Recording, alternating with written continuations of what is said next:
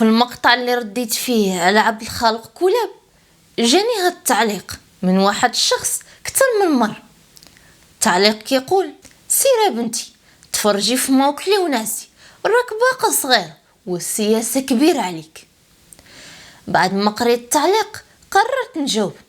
إذن على بركة الله، أولا أنا لست ابنتك ماشي بنتك، وما يشرفنيش تكون الأب ديالي، لأني اطلعت على صفحتك وشفت الحال اللي داير في راسك وفي عائلتك. لأن أبي الحقيقي ما كيديناش العراس المواسم نتعوجو ونشطحو قدام الأجانب. أبي الحقيقي ما كيلبسناش دو بيس ويدينا البحر.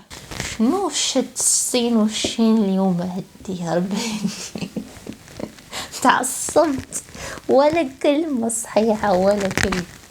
أبي الحقيقي حفظه الله وجعلنا له من البارين، ما كيديرش الضحك في عائلته تحت مسمى مقالب باش يضحك الناس، وبزاف الحوايج شفتهم في الصفحة ديالك لا داعي لذكرها. هكا علاش قلت لك لا تشرفني كأب، لأن الأب الحقيقي هو من يأخذ بيد أبنائه وزوجته إلى الجنة وليس العكس.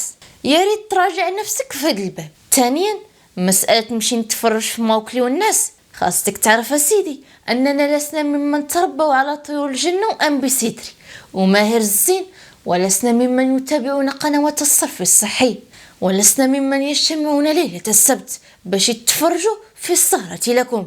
ما تربيناش في بيت كيتفرج على سامحيني ومسلسل الشيخ.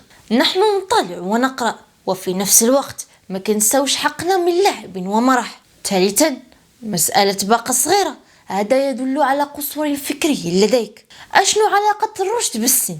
فكم من صغير إذا تكلم أنصت له الكبار، وكم من كبير إذا تكلم ضحك عليه الصغار. فالأفعال سيدي هي مرآة عقلك. رابعا، مسألة السياسة كبيرة عليك يدل كذلك على قصور بل خلل فكري. وما تنساش أنني راشدة وعندي بطاقتي الوطنية وعندي الحق الكامل في ممارسة السياسة.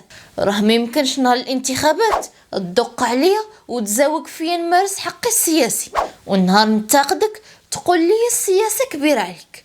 وخاصك تعرف السي فهيم أن السياسة مخلطة بالحياة كلها، شي داخل في شي. فاش كنتجمعوا ونختاروا سنديك في الحيديان هذه راه سياسة. فاش كنختاروا تلميذ من وسط الطلبة باش يمثلنا هذه راه سياسة. فاش نهز حجرة من الأرض ونبقى نساير في الكلب حتى نضرب هذه راه سياسة. فاش ندخل صفحتك ونشوف شو اللي داير في الأسرة ديالك ومن خلالها نجاوبك هذه راه سياسة.